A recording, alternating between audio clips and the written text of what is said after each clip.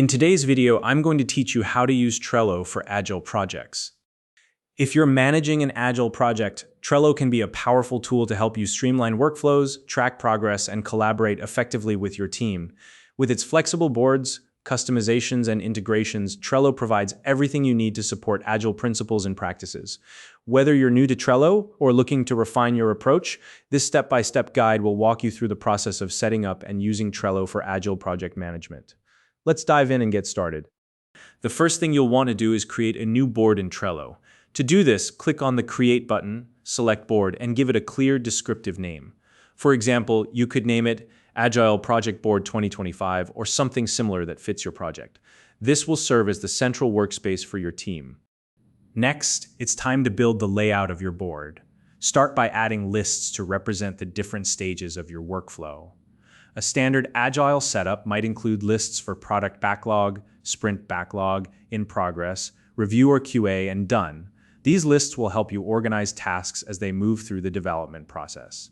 If your project needs additional stages, you can also add lists like blocked, next sprint, ready for dev, or on hold.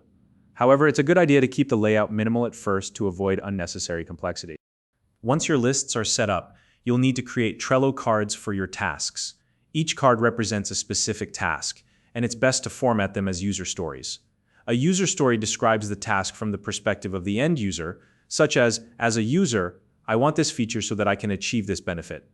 Inside each card, include a brief description of the task, a checklist for acceptance criteria, and any relevant attachments like design files or links.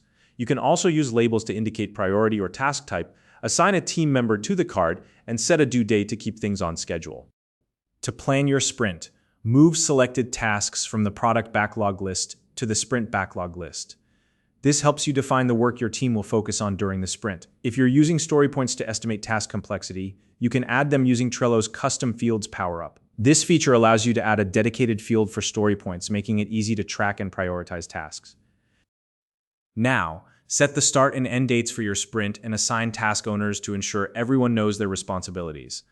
Labels are another valuable tool at this stage. Use them to sort and filter tasks by categories like Sprint 1 high priority, bug, feature, or enhancement.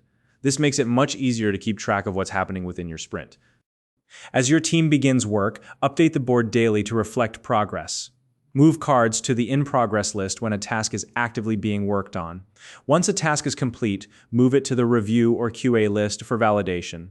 Finally, when a task has been reviewed and approved, move it to the done list to mark it as finished. To ensure tasks meet the required standards, use checklists inside each card. These checklists can capture acceptance criteria and break down larger tasks into smaller manageable subtasks. As you work through the task, check off items in the list to track progress. To enhance your Trello board's functionality, enable power-ups such as card aging, calendar view, custom fields, timeline view, and automation with Butler. These features allow you to automate repetitive tasks, visualize deadlines, and gain deeper insights into your project. You can switch between different views like the board view, calendar view, timeline view, and dashboard view to get a clearer picture of your team's progress and any potential bottlenecks. At the end of the sprint, review the tasks in the done list and decide which ones to demo for your stakeholders. This is a great opportunity to showcase your team's achievements and gather feedback. Finally, conduct a retrospective meeting with your team. During the retrospective, discuss what went well, what didn't, and what could be improved for the next sprint. This ongoing reflection is key to continuously improving your Agile process. If you found this video helpful, please like and subscribe.